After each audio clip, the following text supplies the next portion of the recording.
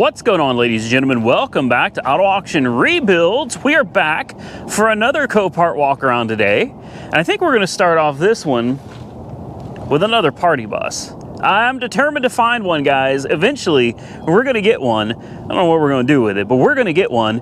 And today, well, that one's not it. Number one on my list, a 2017 Ford Transit, guys. This is one of the buses from that church. There's a few of them over here. We looked at one last week, which was a GMC. This is a 2017 Ford Transit with 29,000 miles on the odometer. This says bio. Okay, so I can't wait to see what's inside it. First, let's take a look around. 630 seconds of tread on the front, so the front's got pretty decent tread. Doesn't look so bad, not yet anyway. We got all the windows covered in bags, so obviously all these windows have been destroyed. 630 seconds on the back tire as well, so it's gonna have a good set of matching tires. Not a bad looking van, guys. Not a bad looking van at all. This side is good, so we're only missing a few windows. Let's take a look at the interior. See how she looks. Well, it doesn't seem bad in here. Needs a windshield, and it needs 1, 2, 3 windows on the driver's side. That's not so. It's got about 10 sets of keys. That's crazy. It has power, so it probably is going to start. Power steps that come out. Very nice. Let's take a sniff, since it's listed as bio. No, it smells fine. Look at all the room in here, guys. Seriously, this thing is huge. It is much bigger than it looks. I'll tell you that. Let's just take a look around, make sure we don't see any mold or mildew or anything anywhere, and I don't. There's somebody's lipstick, I think, and some hand sanitizer. Yeah, some non-branded hand sanitizer, but take a look from all the way back here. Look how much room there is in this thing. This is insane, guys. I'm serious. This thing is awesome. Great party bus. You just got to take all these dadgum seats up out of here. Yeah, I like this. I like this a lot. Steps go right back in. That one's got 330 seconds, so maybe an alignment issue. All right, let's see what she does. You got that keypad. I haven't seen one of those in a while. This is van number 3, overhead clearance, 9 feet 1 inch. Not bad at all. Not bad at all. Is it push to start? Nope, it's actually got a key. You got to put a key in it.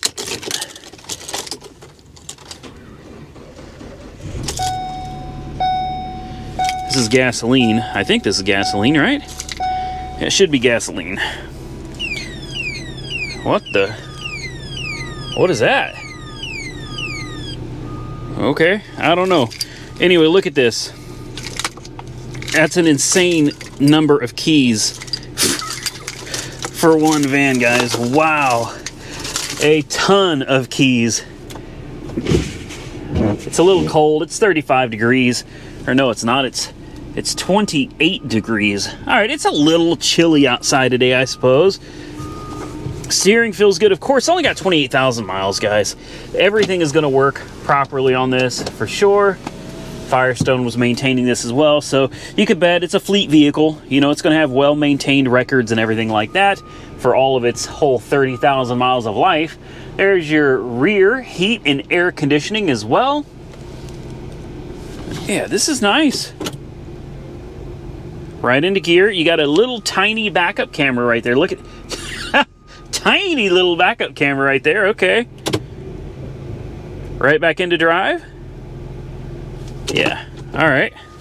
Well, I guess we could pop the hood real quick. Just take a quick peek under there.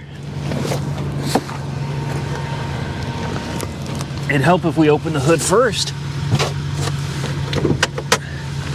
I don't know exactly what we're going to see under there. I have no idea what engine is in this or anything. Totally unfamiliar with what this thing is. Okay. Doesn't that kind of look like one of the old Duratex? Yeah. Okay. What is that? A 3.6, 3.7, something like that? 3.7. Looks like it's naturally aspirated. Yeah, it's a naturally aspirated 3.7 liter. How about that? I had no idea it was under the hood of these. Honestly, I expected it to be a 4-cylinder diesel at first.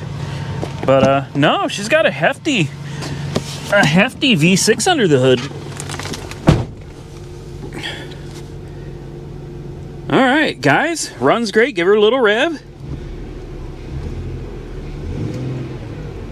Runs well. All right, well, I guess that's about it for that one. Look, it's got a fire extinguisher too. How about that? Yep. All right, that's it for this one. Whew. So we move on to the next one. Next, we got a 2011 Ford Mustang V6.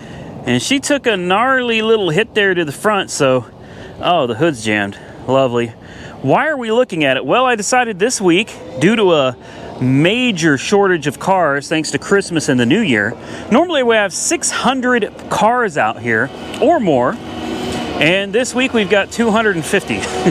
So, slim pickings this week, guys. So we're going to be looking at quite a few damaged cars this week, and just take a closer look at them, try to figure out if any of them are worth actually saving or not.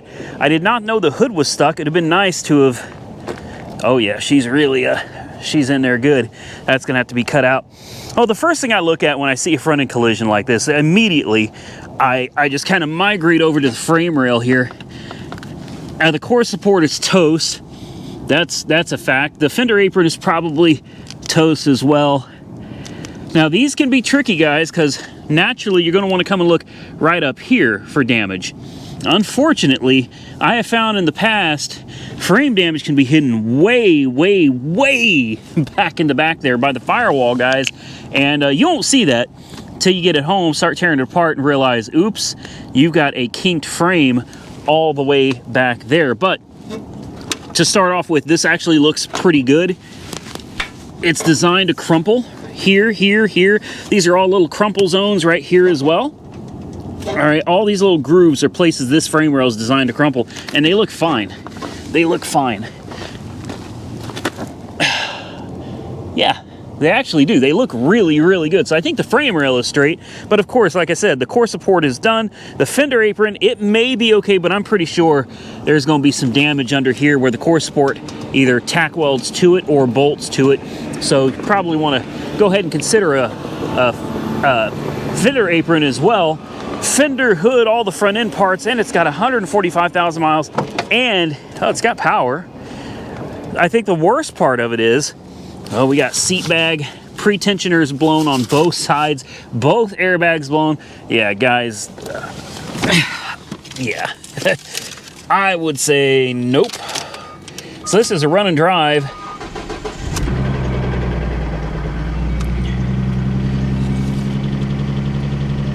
She does run well. For me, this would be worthless. This is a parts car. This is a parts car. The price it's going to cost you for all of the components to buy this car and put it back together, especially all of the airbags and pre-tensioners, this thing needs so much, and it's a V6. Like, is it really worth it? Is it really worth it?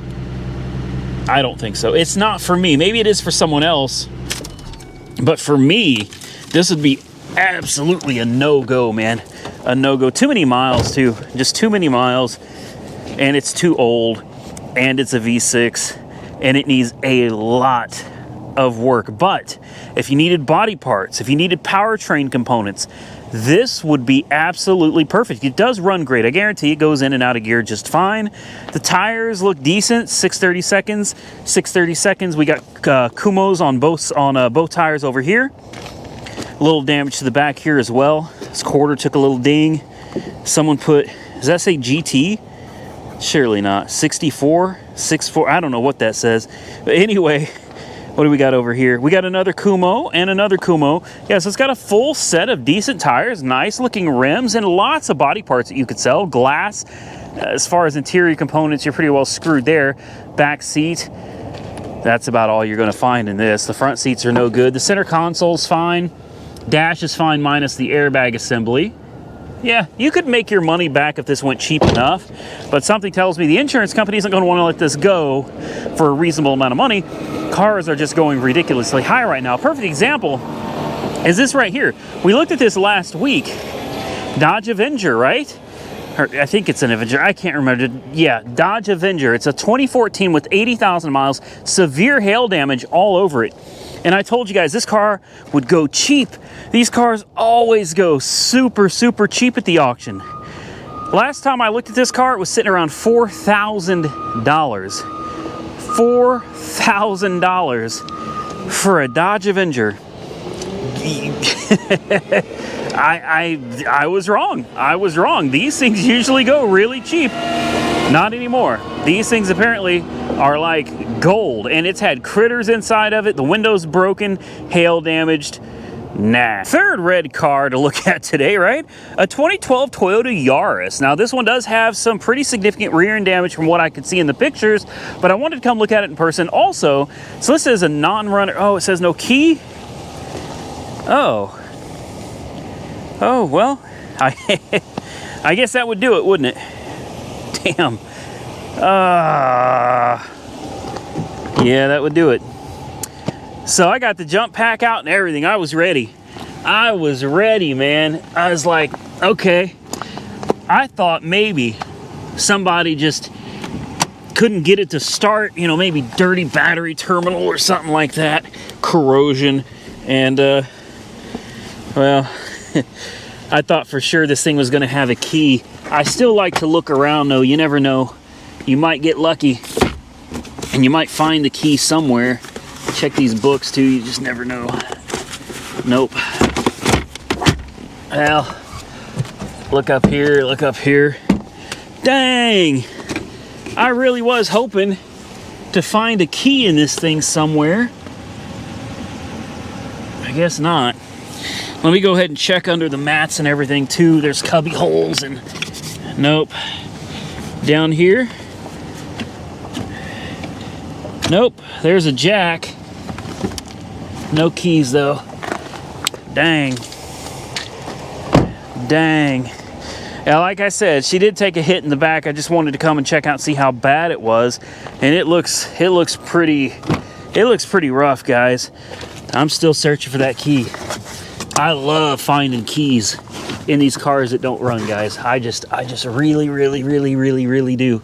So many people say that I got this inside track or something out here, and nope.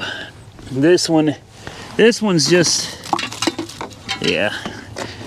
I don't understand that though, man. I don't understand, like, if it's an insurance car, if it's from a wreck, how did the insurance company not get the keys from the owner? I don't get that. Anyway, we're not going to be able to start this one. You know what? I know this one's got some damage. This does not look that bad. It doesn't. I'm looking for any buckles or anything back here. There's a couple dents, but there's no buckle back here. Now, I don't know how well you can see down there. Probably not well at all. The pan has taken some damage, but it doesn't look to be severe at all. I don't know. I guess on an old car like this, a Yaris, and you're going to need this hatch anyway. Hatch, bumper, and it's going to need some pulling done on the back there. Maybe even a couple pieces replaced. It's probably just not worth, well, it's probably not even worth sending to the body shop, to be honest with you, but what a great little car. I've heard nothing but good things about these little cars. They're tiny, economical, reliable, very fuel efficient. Just a little city car, man. A little get-around car. Automatic transmission, no real options to speak of. Speedometer says 140. I don't know about that, but that is going to be it. This is a very short video today, guys. Unfortunately, I'm limited on what I can find, and with having no key, we can't start it or anything, so I guess we're done. That's okay though, because it is freezing cold out here anyway. I'm ready to get back in the truck and warm up a little bit. Not to worry, I got another video coming tonight. I'm gonna go right over there and go start recording that right now. I want to thank each and every one of you for watching. I hope you enjoyed the video. If you did, hit that thumbs up button. And until next time, stay safe out there, everybody. I look forward to seeing you all very soon in the next one.